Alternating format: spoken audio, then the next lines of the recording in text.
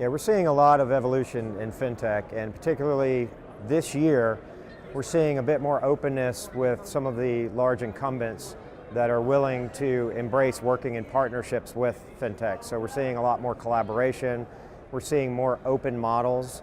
You hear a lot the buzzword of open APIs, and really that just means that the technology stack is enabling the partnership models for partners to connect to each other, so to enable that collaboration. We think there's a couple different ways to look at this, and some of this is just typical business model strategy as far as being able to fill, if you're an incumbent and you've got some gaps in your plan about how you can offer your customers better insights or more transparent interactions or more intuitive data, those types of things, and are there places where you have white space in your ability to offer those capabilities, and looking potentially to some fintechs to be able to fill those capabilities.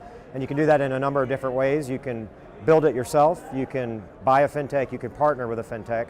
We're seeing a lot more of the partnership collaboration model, I think really this year, as opposed to the last few years. There's a little bit more hesitancy over the past few years to partner as deeply. I think the end state is really to drive enhanced customer experience, and that's where a lot of the collaboration is occurring, but customer experience actually lies in many different parts of the value chain. So you can think of customer experience from the very front end of the value chain as your interaction with your financial services provider.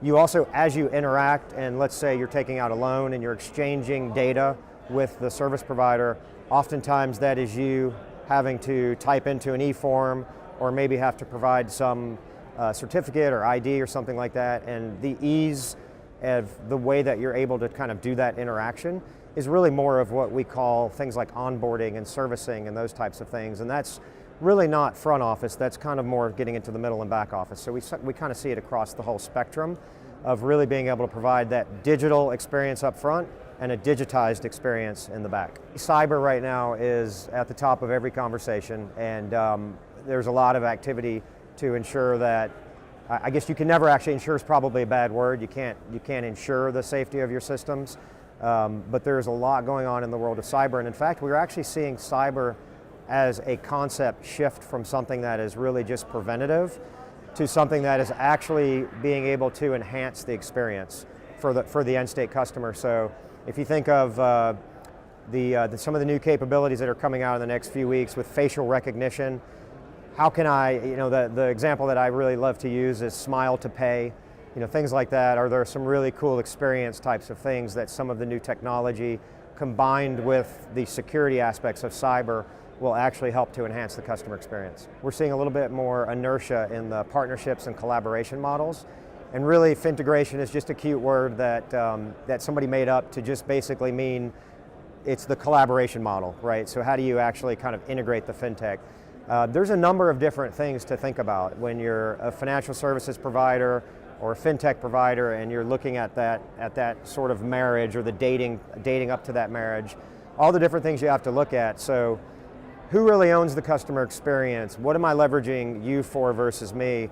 Are you providing the UX experience, so what I see when I look at the screen, and I'm providing the CX, which is kind of what I see as I interact behind the screen? Who owns compliance and security and cyber? How do we split revenues? What does that revenue model look like? What does the risk mitigation model look like? How do you productize things, extend into other adjacencies? All those types of things are all bottled up into that kind of operating model around FINTEGRATION. So as far as partner, build, buy, all the range of options that financial services providers have, it's really a matter of looking back to kind of that white space. So when you understand your business from a business model and an operating model perspective, and you look for gaps, so business model are things like clients and channels and products and services, and operating model is the enablement of all that, and your operations and your technology and your governance and your human capital and those types of things. And so as you're looking at your business model for things like new products or different ways of servicing customers and those types of things, then you look out into the ecosystem and say, how am I going to fill that gap? And obviously there are many companies that are out there building it. They think they can do a better job of building it within their own ecosystem, and some actually can. There are other companies that just don't think they've got so many priorities that are competing that they can't add one major priority, and sometimes it's just a lot faster to go out and sometimes buy a fintech depending on the multiples. Sometimes the FIs aren't wanting to go down that path. And then there's a collaboration model or a partnership model, a one-to-many type of model where if you look at things like robo-advisory and payments and alternative lending, there's some really good options out there to add bits and pieces to a bigger portfolio to fill in those white space gaps.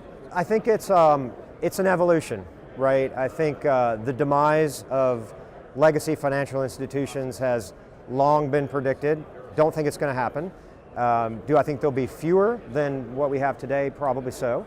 But we see really this, everything, if you look at even things like PSD2 in Europe, the Payment Services Directive, around openness and open APIs and opening things up to be a little bit more accepting of partnership models. That's really where we see this thing going, to a much more open ecosystem where products and services are fulfilled from different parties along that spectrum.